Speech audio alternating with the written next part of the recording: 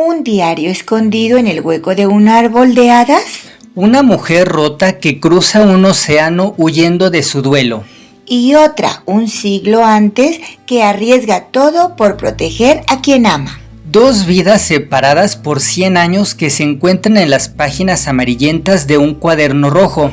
Y de repente el pasado empieza a susurrar en el presente. Hasta que ya no puedes distinguir dónde termina una historia y empieza la otra. Esa es la magia y el dolor del coleccionista de historias de Evie Woods. Una novela que mezcla historia irlandesa, folclore, duelo, amor prohibido y un toque de realismo mágico que te envuelve sin que te des cuenta. Vamos a recorrerla completa, porque esta historia no se lee rápido, se vive. Empecemos por el presente, porque es desde ahí donde la novela te agarra del cuello desde la primera página. Nueva York, Navidad de 2010. Sarah Harper está hecha pedazos. Su matrimonio con Jack se ha roto en 1000 pedazos. Y lo peor, hace poco perdieron a su hija Emma. Sarah no sabe ni quién es ya.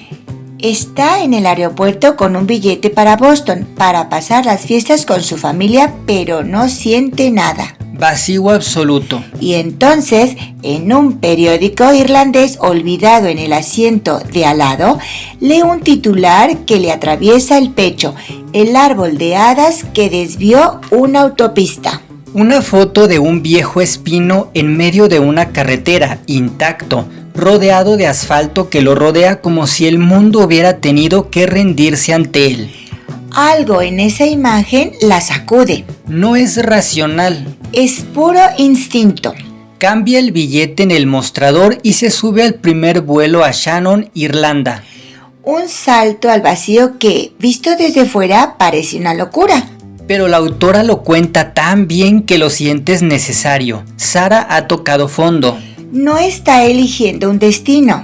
Está eligiendo seguir respirando. Y mientras Sarah vuela hacia lo desconocido, saltamos 100 años atrás al mismo rincón de Irlanda, Thornwood, 1910. Ahí conocemos a Anna, 18 años, hija de campesinos. Su vida está marcada por otra pérdida. Su hermana mayor, Millie, desapareció de forma misteriosa. Anna está convencida de que no fue un accidente. Cree que se la llevaron las buenas gentes, o sea, las hadas.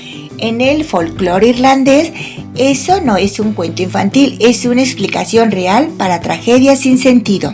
Y entonces irrumpe Harold Griffin Krauss, antropólogo americano en Oxford, coleccionista de historias populares. Ha llegado al pueblo para recopilar leyendas, cuentos, creencias sobre las hadas. Necesita a alguien que hable gaélico y que le abra puertas entre los lugareños desconfiados. Anna se ofrece como traductora y asistente. Es su puerta de salida del pueblo. Y el comienzo de algo que ninguno de los dos esperaba. En el presente, Sarah llega a Thornwood y se instala en una casita de campo. Y ahí, escondido en el hueco de un viejo espino, el mismo que desviaron la autopista para no tocarlo, encuentra un diario encuadernado en cuero rojo. Es el diario de Anna, escrito exactamente 100 años antes. En el momento en que Sarah lo abre, las dos líneas temporales dejan de ser paralelas. Y empiezan a trenzarse. Cada página que lee es como un puente entre 1910 y 2010. Sarah empieza a descubrir la vida de Anna. Y casi sin darse cuenta, empieza a poner orden en la suya. Y el gran misterio que une ambas épocas es Thornwood, la mansión del pueblo. Construida en 1882 por Lord Howlett, quien según la leyenda mandó talar un espino sagrado a pesar de las advertencias de una vidente. En el folclore irlandés eso es buscarse la ruina total. Y la maldición cayó. Lady Howlett tuvo gemelos, George y Olivia. Y poco después empezó a perder la cabeza.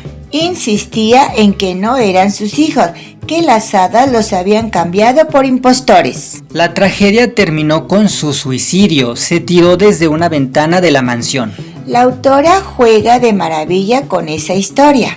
Por un lado, puede ser una depresión posparto terrible disfrazada de superstición. por otro, una premonición real de la oscuridad que llevan dentro George y Olivia. Los antagonistas de la trama de Ana. Porque mientras Sarah lee sobre ese peligro en el diario, en 1910 Ana está trabajando con Harold, recopilando historias. Su relación pasa de lo profesional a algo más profundo, muy evidente para cualquiera que los vea. Pero ahí entra George Hawley, el heredero de la mansión. Guapo, poderoso, oscuro. Y su hermana Olivia, igual de retorcida, movida por celos enfermizos. George se fija en Ana.